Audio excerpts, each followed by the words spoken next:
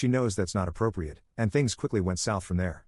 She started accusing me of hiding things, saying she just wanted to see what my ex looked like and that it was no big deal, and eventually started crying. I told her the pictures were from 14 years ago, and if I showed her my ex's naughty photos, what's to stop her from thinking I wouldn't show her nudes to someone else if they complained enough? Now she accuses me of calling her a female dog, belittling her, and already thinking of the next woman. Things are seriously snowballing, and I've never seen this weirdly jealous and nosy side of her before. We've been together for about 6 months but have been on again, off again friends with bits for about 2 years. She knows I do not have patience for silly, childish stuff like this, so I kicked her out of my apartment. She calls me awful things and says she's going to have to think about our relationship. I told her if she wants to break up over some nonsense like this, then we shouldn't have gotten together in the first place. I know I was right for not showing her the pictures, and her tears were a manipulation tactic, but I'm absolutely stumped as to why she would try so hard to see them. I figured maybe this sub could provide some insight into this utter madness. What do you guys think? Update. After not talking for a couple of days, she finally texted me asking why I haven't called or texted her. I told her the truth. I've been mad at her and trying to decide if I wanted to continue the relationship. The fact that we were having a good time 1 minute and then the next was pure madness reminded me of all the stuff I went through with my mother as a teen, and how I don't want to deal with that ever again. I had a very emotionally hurtful mom who would constantly cause fights over literally nothing, think DVDs, staple guns, tape measures, etc., then kick me out of the house to show me whose goddamn house this is. So I have an extremely low tolerance for people starting up and coming at me over petty nonsense.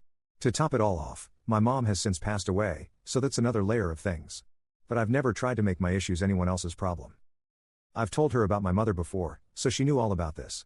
She told me she didn't mean to make me feel that way, but my flat-out refusal to show her the pictures combined with me turning away from her when I was deleting the photos made her feel like I was hiding things and rejecting her.